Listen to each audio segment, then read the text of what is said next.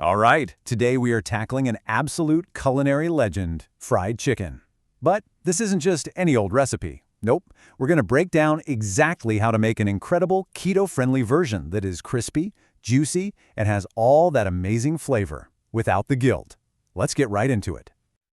I mean, just listen to that. That's the dream, right? That is the holy grail of fried chicken. It's that perfect combination, that amazing crunch that gives way to tender, delicious meat. And that is exactly what we're shooting for today. So that's the big question, isn't it? It almost sounds impossible, right? How can you get that famous crunch and all that flavor without using traditional flour? Well, you're going to want to stick around because the answer is a huge yes, and the secret, well, it all comes down to one very crucial choice. And here we are. Before we even touch a piece of chicken, we have to talk about the coating. This is where all the magic really happens. See, on a keto diet, regular wheat flour is a total no-go, which brings us to the two big players in the low-carb world. So, in one corner, we've got almond flour, which is made from super finely ground blanched almonds. And in the other corner, we have coconut flour, which is actually a byproduct of making coconut milk. Now, both of them are gluten-free, both are low-carb, but believe me, they are not created equal, especially when it comes to frying. Let's see how they stack up. Wow, okay, right out of the gate, you can see a massive difference in net carbs. Almond flour comes in at just 10 grams per cup. Coconut flour, a staggering 54 grams.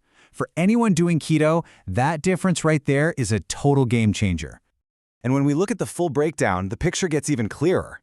Look at the fat content. Almond flour has more than double the fat, which, is a cornerstone of the keto diet.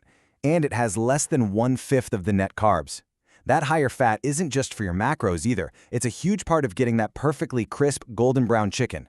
That crazy high carb count in coconut flour, on the other hand, could blow your whole day.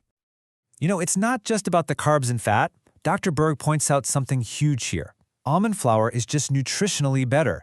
It's packed with things like vitamin E, magnesium, and calcium that you're just not going to find in coconut flour. So the verdict is in. For our ultimate keto fried chicken, almond flour is the undisputed champion. There's no contest. It's high fat, it's low carb, and it has this fine texture and a mild, nutty flavor that makes it the absolute perfect base for that crispy, golden crust we're all dreaming about. All right, now that we've got our flour figured out, it is time to build this recipe. I've taken all the best bits from the source material and broken it all down into a super simple step-by-step guide to get you that KFC-style result right at home. First things first, the marinade. You know how the secret to really juicy fried chicken is often a buttermilk soak? Well, we're making our own keto version. Just whisk together a couple of eggs and some heavy cream. This zero-carb combo gives us all the fat and moisture we need to make sure the chicken inside is unbelievably tender and juicy. Okay, next up is our dry mix.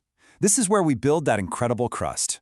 We're going to combine our champion, almond flour, with some Parmesan cheese for a salty, savory kick, all our key seasonings, and one very special secret ingredient, keto breadcrumbs. So what in the world are keto breadcrumbs? Usually, they're just crushed up pork rinds. Now, I know that might sound a little unusual, but trust me on this one. They are the secret weapon for an extra crispy, super flavorful crust that really gives you that traditional breading texture. You can buy them pre-made, or hey, just crush up your own. So, our chicken is prepped and ready to go. Which leads us to the final question, how are we going to cook it? And the awesome thing about this recipe is its versatility. You've got options. Whether you want to deep fry, bake, or use an air fryer, we've got you covered. And no matter which method you pick, the prep work is the same simple three-step dance. First, pat the chicken completely dry. Then give it a good dip in our wet marinade. And finally, press it firmly into that amazing dry coating. Just repeat that for all your pieces, and you're ready to cook. So let's talk about the showdown. How are you going to cook this chicken? For that classic, super crispy restaurant-style result, deep frying is your best bet. If you want a simpler, less messy option, baking it in the oven works beautifully. And for a fantastic crunch with way less oil, the air fryer is your best friend. You did it! You made perfect keto fried chicken. But hold on, the experience isn't over yet. Let's talk about the best ways to serve it, and maybe, more importantly, how to handle leftovers so they stay just as delicious.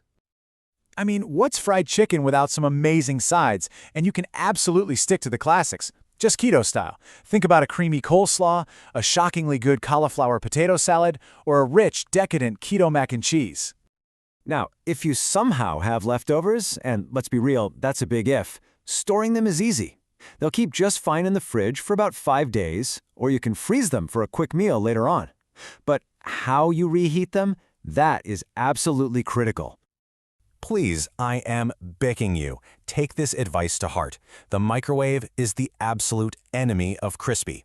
It will take that beautiful, crunchy coating you worked so hard on and turn it into a sad, soggy mess. Just don't do it.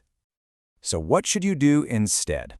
Well, and your best friends here are going to be the oven or toaster oven, a hot pan on the stovetop, or, of course, the air fryer.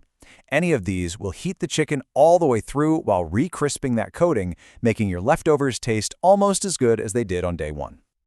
And there you have it, our deep dive into the absolute best keto fried chicken. Now that you know the secrets to that perfect, crispy crust, the only real question left is, will you ever go back to the high-carb stuff? If you enjoyed this explainer and want more breakdowns just like it, do us a huge favor and give this a like. It really helps the channel grow. Make sure you're subscribed and drop a comment below to let us know what you want us to explore next.